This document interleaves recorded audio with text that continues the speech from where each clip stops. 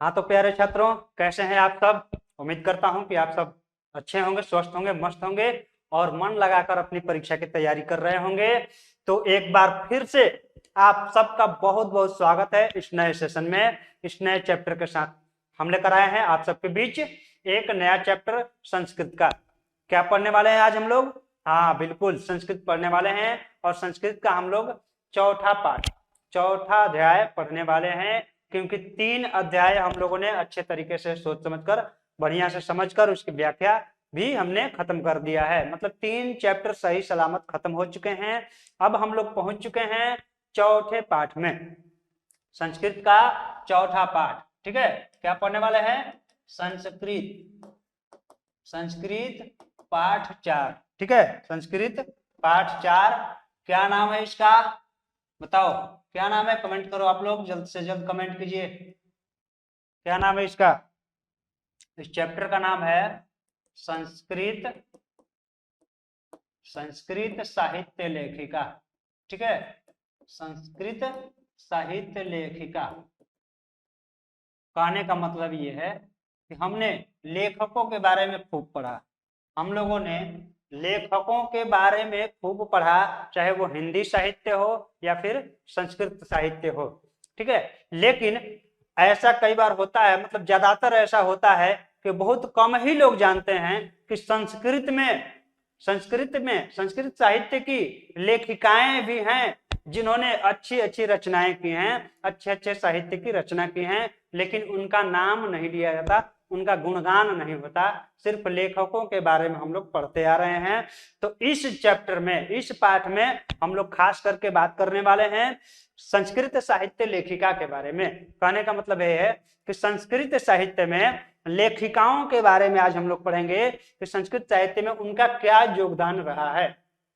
ठीक है, लेखकों का योगदान बहुत बढ़िया रहा है, बहुत योगदान रहा है, संस्कृत साहित्य हो या फिर हिंदी साहित्य हो, लेकिन लेखिकाओं का क्या योगदान है हमारे संस्कृत साहित्य में, ये इस पाठ में हम लोगों को पढ़ना है। ठीक है, तो चलिए, क्या आप सब तैयार हैं? ये पाठ स्टार्ट करने के लिए आप सब तैयार हैं? चलिए, अगर आप सब तैयार हैं तो जल्द से जल्द क्लास को शेयर कर दीजिए, जल्द से जल्द क्लास को शेयर कर दीजिए अपने दोस्तों के पास, अपने सहपाठियों के पास, और जो भी नए छात्र तैयारी कर रहे हैं परीक्षा 2024 की, बोर्ड परीक्षा 2024 की तैयारी कर रहे हैं, उन सबके पास आप लोग इस क्लास को शेयर कर दीजिए। ठीक है, अगर क्लास अच्छा लगे तो लाइक कर दीजिएगा और कमेंट करते रहिएगा। अगर कोई क्वेश्चन डाउट हो, जो समझ में नहीं आया हो, मान लीजिए कुछ हम पढ़ा रहे हैं वो समझ में नहीं आ रहा हो, उसका अर्थ या व्याख्या कुछ समझ में नहीं आया हो, तो आप लोग कमेंट करते रहिएगा, आपके समस्याओं का समाधान तुरंत दिया जाएगा। ठीक है, तो चलिए स्टार्ट करते हैं संस्कृत का अध्याय 4, संस्कृत साहित्य लेखिका। देखिए, संस्कृत साहित्य लेखिका मतलब संस्कृत साहित्य की लेखिकाएं, इसका हिंदी क्या होगा? संस्कृत साहित्य की लेखिकाएं, और इन्हीं के बारे में हम लोग को पढ़ना है। तो सबसे पहले हम लोग क्या पढ़ेंगे? पाठ परिचय। सबसे पहले हम लोग देख लेते हैं पाठ परिचय, कि इस पाठ में क्या पढ़ना है हम लोगों को, इस पाठ में क्या हम लोगों को शिक्षा मिलने वाली है। तो चलिए आइए परिचय करते हैं अपने पाठ से। संस्कृत की सेवा जिस प्रकार पुरुषों ने की है, संस्कृत की सेवा जिस प्रकार पुरुषों ने की है, उसी प्रकार महिलाओं ने भी वैदिक युग से आज तक इसमें भाग लिया है। जिस प्रकार पुरुषों ने सेवा की है संस्कृत साहित्य में, उसी प्रकार महिलाओं ने भी वैदिक युग से ही, ठीक है, वैदिक युग से ही इसमें बढ़ चढ़कर भाग लिया, तत्परता के साथ भाग लिया है।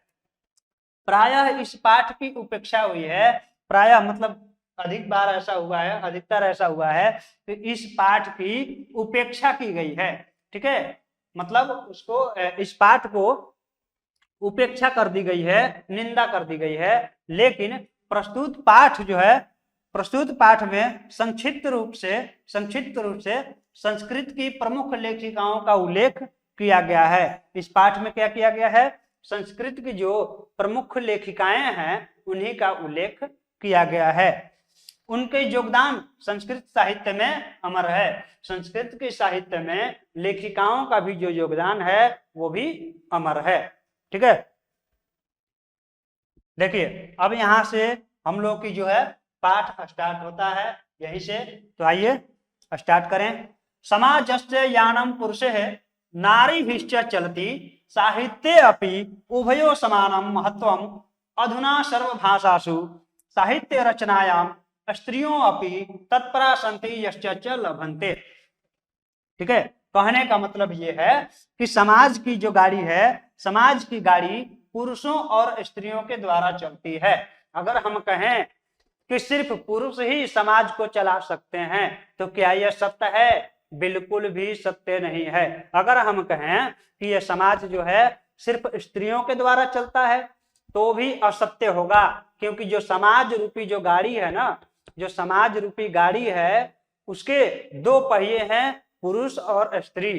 पुरुष और स्त्री दोनों को मिलाकर के यह समाज की गाड़ी चलती है। यह समाज दोनों के मेल से ही चलता है। किसके मेल से?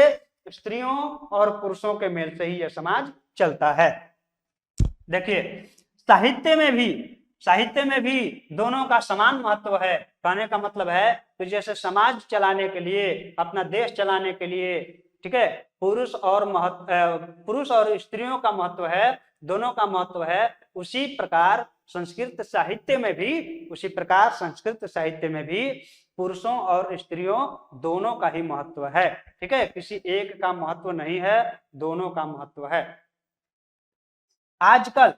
आजकल सभी भाषाओं की साहित्य रचना में स्त्रियां भी तत्पर हैं। आजकल अगर देखा जाए तो सभी भाषाओं में, चाहे वो हिंदी भाषा हो, संस्कृत भाषा हो, प्राकृत भाषा हो, इंग्लिश भाषा हो, अंग्रेजी भाषा हो, या फिर ग्रीक भाषा हो, लैटिन भाषा, कोई भी भाषा हो, उसमें पुरुष भाग ले रहे हैं तो स्त्रियां भी तत्परता के साथ भाग ले रही हैं और अपना नाम कमा रही हैं, अपना नाम कर रही हैं, अपने देश का नाम रोशन कर रही हैं। ठीक है, और यश पा रही हैं। ठीक है, इस कहने का मतलब यह है कि जब पुरुष भाग ले रहे हैं हर भाषा में, हर साहित्य में, उसी प्रकार महिलाएं भी भाग ले रही हैं, लेकिन महिलाओं के बारे में कोई ज्यादा चर्चा नहीं करता है। तो इस पाठ में हम लोग चर्चा कर रहे हैं महिलाओं की।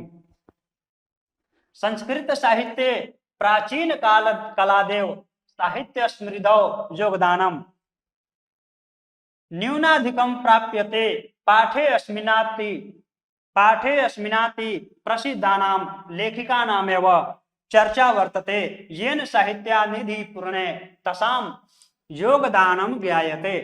कहने का मतलब यह है कि संस्कृत साहित्य में प्राचीन काल से ही, मतलब बहुत पहले से ही, प्राचीन काल, समझ रहे हैं ना, इतिहास में पढ़िएगा तो पता चलेगा, प्राचीन काल से ही साहित्य को समृद्ध करने में दोनों का योगदान कम और अधिक के रूप में प्राप्त होता है। भले ही कम और अधिक के रूप में हो सकता है स्त्रियों ने कम योगदान दिया हो, पुरुषों ने अधिक योगदान दिया हो, भले ही कम ऊंच नीच 19-20 हो, लेकिन योगदान तो दोनों का ही है।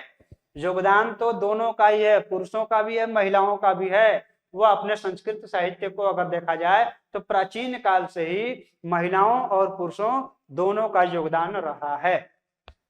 ठीक है, इस पाठ में अति प्रसिद्ध लेखिकाओं का ही चर्चा है। इस पाठ में जो अधिक प्रसिद्ध हैं उन्हीं लेखिकाओं की चर्चा हो रही है इस पाठ में, जिससे साहित्य रूपी खजाना को भरने में उन स्त्रियों का योगदान के बारे में जानकारी होती है। मतलब कहने का ये मतलब है कि साहित्य रूपी जो खजाना है उसको भरने में साहित्य लेखिकाओं का जो योगदान है उसी के बारे में चर्चा हो रही है। देखिए, विपुलम संस्कृत साहित्यम विभिन्न कविभिः शास्त्रकारश्च संवर्धितम वैदिक कालादारभ्यम शास्त्राणां काव्यानांच रचने संरक्षणे यथा पुरुषाः दत्तचित्ताः अभवन् तथैव स्त्री अपि दत्तावधानाः प्राप्यन्ते। ठीक है, वैदिक युगे मंत्राणाम दर्शका न केवल ऋष्यः प्रत्युतः ऋषिका अपि सन्ति। ऋग्वेदे चतुर्विंशति अथर्ववेदे च पंच ऋषिकाः मंत्र दर्शनवत्यो निर्दिश्यन्ते यथा यमी अपाला उर्वशी इंद्राणी वागाम्भृणी इत्यादि। अब देखिए इसका हिंदी समझ लीजिए। विशाल संस्कृत साहित्य, विशाल संस्कृत साहित्य जो है अनेक कवियों तथा शास्त्रकारों द्वारा अत्यधिक समृद्ध किया गया है। विशाल संस्कृत, यहाँ पर ध्यान दीजिए, विशाल संस्कृत। संस्कृत कोई छोटा मोटा भाषा नहीं है, बहुत प्राचीन भाषा है अपनी संस्कृत। और संस्कृत यहीं पे दिया गया है विशाल संस्कृत साहित्य। ठीक है, संस्कृत साहित्य जो है सबसे विशाल साहित्य है और इसमें कवियों तथा शास्त्रकारों द्वारा अत्यधिक समृद्ध किया गया है। वैदिक काल के आरंभ से ही, वैदिक काल के शुरुआत से ही शास्त्रों तथा काव्यों की रचना और संरक्षण में पुरुष के समान स्त्रियां भी सावधान थी। मतलब ही पुरुष के समान स्त्रियां भी तत्पर थीं। वैदिक युग में ऋषि एवं ऋषि पत्नी, वैदिक युग में ऋषि भी और ऋषियों के पत्नियों भी मंत्रों की रचना करते थे। मतलब कि ऋषि मुनि तो करते ही थे मंत्रों की रचना, उनकी पत्नियां भी मंत्रों की रचना करती थी। ऋग्वेद में 24 और अथर्ववेद में 5 ऋषि पत्नियां उल्लिखित हैं। ऋग्वेद में कितने? 24 स्त्रियां हैं और अथर्ववेद में 5 जो ऋषि मुनियों की पत्नियां हैं वो उल्लेखित की गई हैं, उनका नाम लिया गया है, उनका गुणगान किया गया है। देखिए कौन कौन? यमी, नाम यहां पर ध्यान दीजिए, यमी, अपाला, उर्वशी, इंद्राणी, वागाम्भणी आदि आदि। मतलब यहाँ पर 5 ऋषि मुनियों के पत्नियों के नाम दिए गए हैं जो कि प्रमुख रूप से प्रसिद्ध हैं। ठीक है, संस्कृत साहित्य लेखन में इन लोगों का नाम जो है अति प्रसिद्ध है। कौन कौन? यहां पर ध्यान दीजिए, यमी, अपाला, उर्वशी, इंद्राणी, वागाम्भणी। चलिए देखते हैं। बृहदारण्यकोपनिषदि याज्ञवल्क्यस्य पत्नी मैत्रेयी दार्शनिक रुचिमती वर्णिता याम याज्ञवल्क्य आत्मतत्वं शिक्षायति जनकस्य सभायां शास्त्रार्थ कुशला गार्गी, शास्त्रार्थ कुशला मार्गी होगा, मार्गी होगा शायद, गार्गी होगा, देख लीजिएगा किताब में। वाचकन्वी तिष्ठति स्म महाभारते अपि जीवन पर्यंत वेदांत अनुशीलन परायः सुलभाया वर्णन लभ्यन्ते। कहने का मतलब यह है कि बृहदारण्यक उपनिषद, ये उपनिषद का नाम है बृहदारण्यक उपनिषद में याज्ञवल्क्य की पत्नी मैत्रेयी दार्शनिक रूप में वर्णित की गई हैं। किस उपनिषद में? उपनिषद का नाम याद रखिएगा, बृहदारण्यक उपनिषद में याज्ञवल्क्य की पत्नी मैत्रेयी क्या दार्शनिक रूप में वर्णित की गई है। मतलब कि उस उपनिषद में इनका वर्णन किया गया है। किसका? याज्ञवल्क्य की जो पत्नी थी मैत्रेयी, उनका वर्णन किया गया है, उनके बारे में लिखा गया है। जिनको याज्ञवल्क्य जी ने आत्म तत्व की शिक्षा देते हैं। याज्ञवल्क्य जी किसको शिक्षा देते हैं? अपनी पत्नी मैत्रेयी को आत्म तत्व की शिक्षा देते हैं। जनक की सभा में शास्त्रार्थ कुशल गार्गी नामक विदुषी, गार्गी होगा, ठीक है, गार्गी है। जनक की सभा में शास्त्रार्थ कुशल गार्गी नामक विदुषी रहती थी। कौन सी विदुषी? गार्गी नामक। जैसे पुरुषों को विद्वान कहा जाता है तो स्त्रियों को विदुषी कहा जाता है। विदुषी जो है विद्वान का स्त्रीलिंग शब्द है, ध्यान दीजिएगा। विदुषी रहती थी। महाभारत में भी जीवन पर्यंत वेदांत अध्ययन में स्त्रियां रही हैं। अगर महाभारत की बात की जाए तो उसमें भी जीवन पर्यंत, जब तक वो जीवित रही तब तक वेदांत अध्ययन में स्त्रियां रही हैं। यह बात आसानी से वर्णन में मिलती है। ठीक है, अगर प्राचीन प्राचीन समय की पुस्तकों का अध्ययन किया जाए तो उसमें इन सब का वर्णन मिलता है। अब देखिए, लौकिक संस्कृत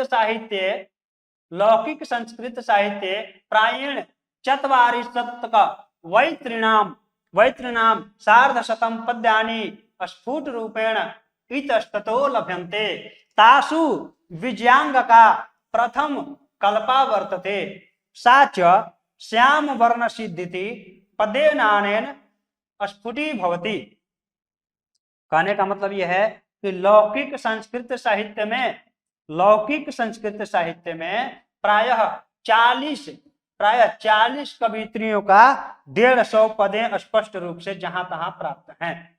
लौकिक संस्कृत साहित्य में, कौन सा? लौकिक संस्कृत साहित्य में प्रायः मतलब लगभग 40 कवित्रियों का 150 पदें, 40 कवित्रियों ने मिलकर के 150 पद को रचना की थी, पदों की रचना की थी, और यह स्पष्ट रूप से जहां तहां प्राप्त होते हैं।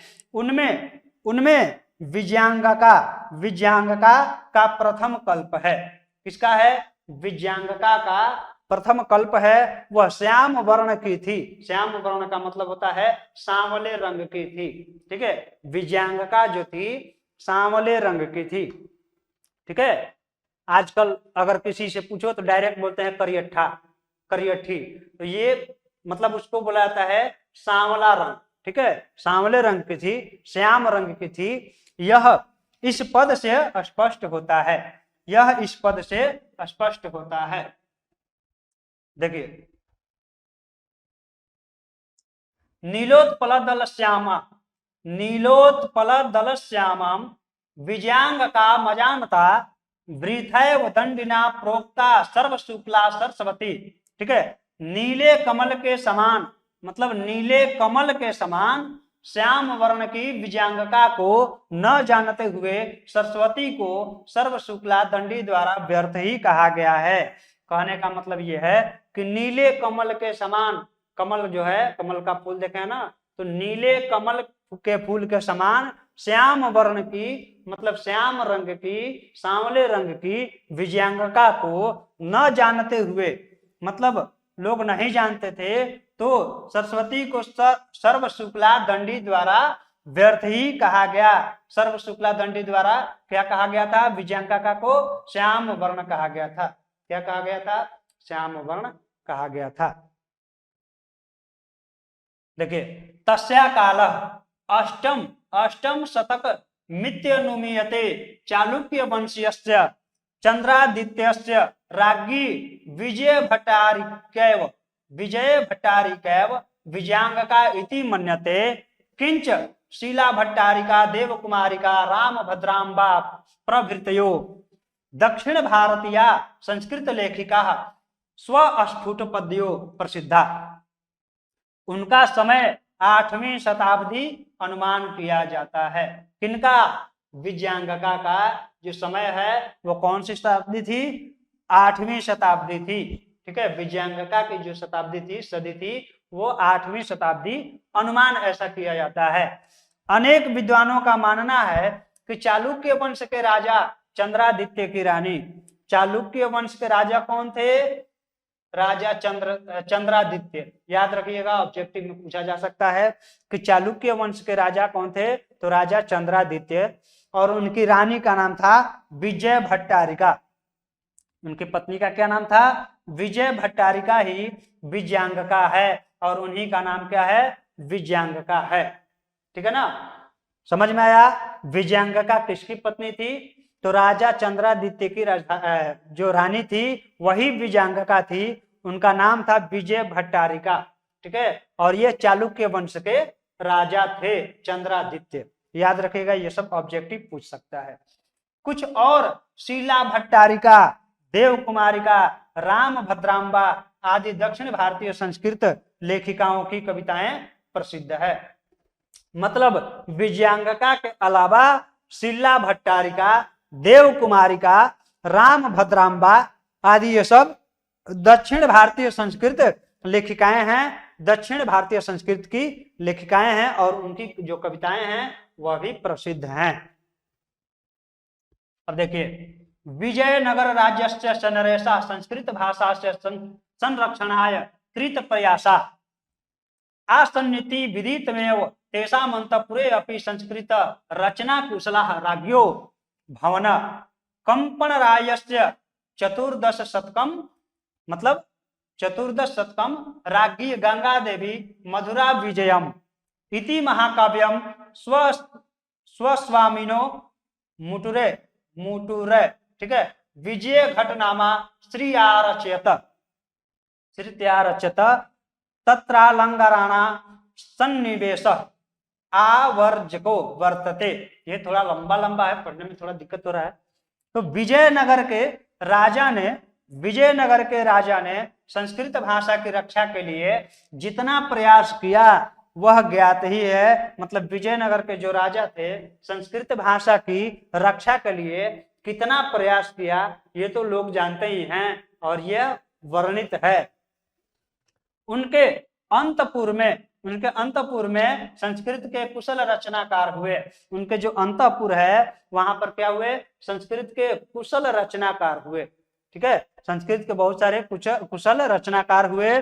14वीं शताब्दी में कंपन राय की रानी गंगा देवी, ठीक है, 14वीं शताब्दी में कंपन राय की रानी गंगा देवी मथुरा विजयम नामक महाकाव्य को अपने स्वामी विजय घटना के आश्रय में रचना की। अब यहाँ पर ध्यान दीजिए, एक ऑब्जेक्टिव यहाँ पर बनता है कि जो कंपन राय की रानी थी गंगा देवी, जो महाकाव्य की रचना की थी उस महाकाव्य का क्या नाम है, ठीक है, गंगा देवी की महाकाव्य के क्या नाम है। तो यहाँ पर ध्यान दीजिएगा, मथुरा विजयम। क्या है उनके महाकाव्य का नाम? मथुरा विजयम। या फिर पूछा जाए तो मथुरा विजयम की लेखिका कौन है, ठीक है, या फिर मथुरा विजयम की रचनाकार कौन है, तो आप लोग बताइएगा रानी गंगा देवी, ठीक है। ये ऑब्जेक्टिव में पूछा जा सकता है, इसको याद रखिएगा। उसमें अलंकारों का सुंदर प्रयोग हुआ है। इस महाकाव्य में अलंकारों का बहुत ही अच्छा प्रयोग किया गया है गंगा देवी जी के द्वारा। अब देखिए, तस्मै त्रैव राज्ये षोडश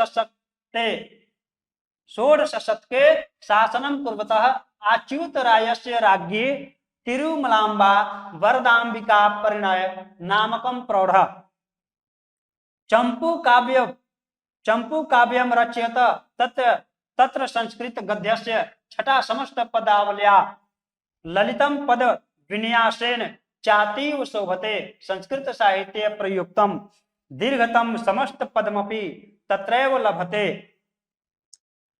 उनके ही राज्य में 16वीं शताब्दी में राज्य करते हुए अच्युत राय की रानी, ठीक है, याद रखिएगा सब जितने भी नाम है ना लेखिकाओं के, ये सब ऑब्जेक्टिव में पूछे जा सकते हैं। तो जितने भी लेखिकाओं के नाम है इसको आप लोग ध्यान से याद करते चलिएगा। अच्युत राय की रानी तिरुमलाम्बा ने वरदाम्बिका परिणय नामक, यहाँ पर ध्यान दीजिएगा, वरदाम्बिका परिणय नामक विशाल चंपू काव्य की रचना की। चंपू काव्य की रचना किसने की? तिरुमलाम्बा ने वरदाम्बिका परिणय नामक विशाल चंपू काव्य की रचना की, ठीक है। वरदाम्बिका परिणय क्या है? एक चंपू काव्य है जिसकी रचना तिरुमलाम्बा ने किया, जो कि अच्युत राय की रानी थी, ठीक है। इतना आप लोग को याद रहेगा। चलिए, उसमें संस्कृत गद्य की छटा तथा सुंदर पद्य विन्यास अति रमणीय है। कहने का मतलब है कि इस चंपू काव्य में संस्कृत की जो गद्य की छटा है, गद्य की जो सुंदरता है, और पद विन्यास जो है, सुंदर पद विन्यास अति रमणीय है। अति मतलब बहुत ही शोभनीय है, मतलब शोभा देने लायक है, अति रमणीय है। संस्कृत साहित्य में लंबे समस्त पद का प्रयोग उसी में हुआ है। संस्कृत साहित्य में देखा जाए तो सबसे लंबे जो समस्त पद हैं वो इसी काव्य में देखने को मिलते हैं, या प्रयोग इसी में हुआ है। अब देखिए, आधुनिक काले संस्कृत लेखिकासु पंडिता क्षमारावः 1890 से 1953 ईस्वी दिया गया है। नामधेया विदुषी अतीव प्रसिद्धा तस्य स्वपितुः शंकर पांडुरंग पंडितस्य महतो विदुषो जीवन चरित्रम शंकर चरितम इति रचितम। आधुनिक काल में संस्कृत लेखिकाओं में पंडित क्षमा राव नाम की विदुषी बहुत प्रसिद्ध है। अगर कहा जाए कि आधुनिक काल में संस्कृत साहित्य की लेखिका में किसका नाम बहुत प्रसिद्ध है, कौन सी विदुषी हैं जो बहुत प्रसिद्ध हैं, तो याद रखिएगा पंडित क्षमा राव की विदुषी बहुत प्रसिद्ध हैं आधुनिक काल के संस्कृत लेखिकाओं में। उन्होंने अपने पिता पंडित शंकर पांडुरंग, उनके पिता कौन थे, पंडित शंकर पांडुरंग, और अपने पिता पंडित शंकर पांडुरंग की महान विद्वता जीवन चरित्र पर शंकर चरितम की रचना की। और ये जो इन्होंने पुस्तक की रचना की थी, ये किस पर की थी, अपने पिता पर ही पुस्तक लिख दी इन्होंने। सोचिए कितनी महान विदुषी हैं कि अपने पिता की विद्वता पर ही पुस्तक लिख दिया। और उसका नाम क्या था, शंकर चरितम। उस पुस्तक का नाम था शंकर चरितम। और इसकी रचना किसने की, पंडित क्षमा राव ने। किसने किया, पंडित क्षमा राव ने किया। और ये आधुनिक काल की संस्कृत लेखिका हैं, याद रखिएगा। अब देखिए, गांधी दर्शन प्रभाविता सा सत्याग्रह गीता मीरा लहरी कथा मुक्तावली विचित्र परिषद यात्रा ग्राम ज्योति इत्यादि अनेकान पद्य ग्रंथान प्राणितवती। वर्तमान काले लेखन रतासु कवित्रीषु पुष्पा दीक्षित वनमाला भवालकर, नाम है पुष्पा दीक्षित वनमाला भवालकर, मिथिलेश कुमारी मिश्र प्रभृतयो अनुदिनम संस्कृत साहित्यम पूरयन्ति। गांधी दर्शन से प्रभावित होकर, इसका जो हिंदी है, गांधी दर्शन से प्रभावित होकर उन्होंने सत्याग्रह गीता, मीरा लहरी, कथा मुक्तावली, विचित्र परिषद यात्रा, ग्राम ज्योति इत्यादि अनेक गद्य पद्य की रचना की। किन्होंने, पंडित क्षमा राव ने। किसने, पंडित क्षमा राव ने। गांधी दर्शन से प्रभावित होकर उन्होंने सत्याग्रह गीता, ध्यान दीजिएगा, सत्याग्रह गीता, मीरा लहरी, कथा मुक्तावली और विचित्र परिषद यात्रा, ठीक है, विचित्र परिषद यात्रा, ग्राम ज्योति, ये सब अनेक गद्य पद्य की रचना की। मतलब गद्य रूप में भी हैं और पद्य रूप में भी हैं कुछ। इस समय लेखन कार्य में, इस समय मतलब आधुनिक समय में लेखन कार्य में संलग्न कवित्रियों में पुष्पा दीक्षित, वनमाला भवालकर, मिथिलेश कुमारी मिश्र आदि आए दिन संस्कृत साहित्य को पूरा करते हैं। अगर अभी की बात की जाए कि आधुनिक समय में, अभी समय में कौन सी ऐसी लेखिकाएं हैं जो संस्कृत साहित्य में अपना योगदान दे रही हैं, संस्कृत साहित्य को आगे बढ़ा रही हैं, तो नाम याद रखिएगा, पुष्पा दीक्षित, वनमाला भवालकर और मिथिलेश कुमारी मिश्र जो हैं, ये तीनों आए दिन संस्कृत साहित्य को पूरा करते हैं। और ये तीनों अभी भी संस्कृत साहित्य लेखन में अपना योगदान दे रहे हैं। ठीक है, तो ये रहे आपके अध्याय 4 संस्कृत साहित्य लेखिका के बारे में हम लोगों ने इस चैप्टर में पढ़ा। अगर आप लोगों को कहीं पे भी अर्थ समझ में ना आया हो, कहीं पे भी डाउट हो, तो आप लोग कमेंट जरूर कीजिएगा। अगर समझ में आ गया हो तो फिर इस वीडियो को लाइक कर दीजिएगा। तो चलिए मिलते हैं अब अगले चैप्टर में, अगले पाठ में, एक नए सेशन में, नए जोश के साथ, नए उमंग के साथ। तब तक आप लोग हमें अनुमति दीजिए। जय हिंद, धन्यवाद।